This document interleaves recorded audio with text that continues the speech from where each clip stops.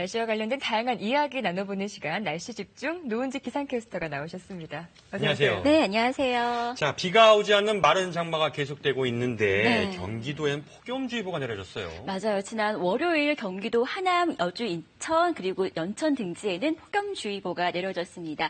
지난 18일 장마가 시작된 이후 제주도와 남해안 지역엔 100mm가 넘는 많은 비가 내렸는데요. 그런데 서울을 비롯한 중부지방에선 장마라고 하기에는 강우량이 매우 적었습니다. 서울의 경우 지난 22일 30.5mm 정도의 비가 내린 게 전부고요. 서울을 제외한 그 밖의 중부지방에선 내린 비의 양이 10mm가 채 되지 않는 곳도 많았습니다. 날도 더운데 이왕이면 좀 시원하게 왔으면 좋겠는데 특히 네. 중부지방에 적게 내렸네요. 그렇죠. 이렇게 중부지방에 비가 적게 내린 이유가 있습니다. 이 장마는 북쪽의 차고 습한 오호츠크의 고기압과 남쪽의 덥고 습한 북태평양 고기압이 만나서 만들어지는 비구름대의 영향으로 장마가 생기는 건데요. 올해는 북쪽의 오호츠크의 고기압의 세력이 강하고 남쪽의 북태평양 고기압의 세력이 약해서 장마 전선이 중부지방까지 올라오지 못했기 때문입니다. 기후 전문가들은 남쪽 북태평양 고기압의 세력이 약한 이유가 엘니뇨 현상 때문이라고 분석하고 있습니다. 자, 중부지방에 비가 적게 내리면 농가 걱정이 이만저만이 아닐 텐데 네. 이러다가 기우제까지 좀 지내야 되는 거 아닌지 모르겠어요. 그렇죠. 예전을 보면 과거를 돌이켜보면 왕이 기우제를 지냈던 기록이 있는데요. 네. 창덕궁에 남아있는 치구대, 그러니까 치구기의 받침대에 기록되어 있는 것을 보면 정조가 기우제를 지내던 모습이 기록되어 있었습니다.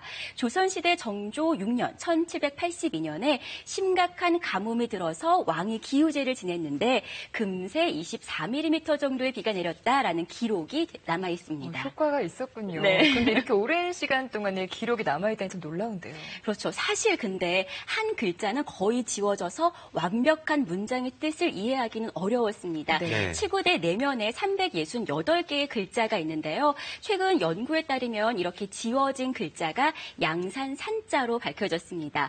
이 양산산자를 넣어서 문장을 완성해 보니까 왕이 기우제를 지내는데 가뭄에 시달리는 백성의 고통을 함께 나누기 위해서 양산을 거두라 하시고 기도를 드렸다라는 내용이 담겨져 있었습니다. 네, 백성의 고통을 함께하는 정조의 모습이 확인되는 순간이군요. 그렇죠. 네. 자, 중부지방에도 비를 기다리고 있습니다. 언제쯤 비다운 비가 올까요? 네, 중부지방에는 모레 금요일 장맛비가 내릴 것으로 예상하고 있습니다. 이때 장마 전선이 어디에 위치하느냐에 따라서 올여름 중부지방의 장마가 마른 장마가 될지 장마다운 장마가 될지 결정하게 될 전망입니다.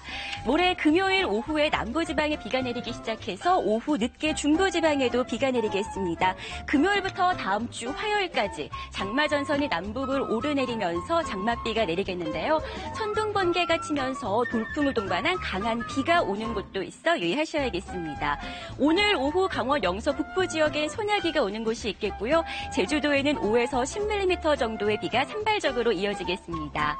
내일은 장마 전선이 물러나면서 제주도에 내리던 장맛비는 아침에 모두 그치겠습니다. 내일은 전국에 구름이 많겠습니다. 하지만 대기가 매우 불안정해서 오후에 내륙 지역엔 소나기가 오는 곳이 많겠는데요. 소나기가 오는 동안 천둥 번개가 치고 돌풍이 부는 곳도 있어 유의하셔야겠습니다. 아침 기온은 서울이 22도 등 대부분 지방 20도를 웃돌면서 오늘보다 높겠습니다. 낮 기온은 서울이 28도로 오늘보다 조금 낮겠는데요. 광주는 29도, 대구는 31도까지 오르겠습니다. 바다의 물결은 모든 해상에서 최고 1, 2m로 비교적 낮게 일겠습니다. 날씨 집중 노은지였습니다.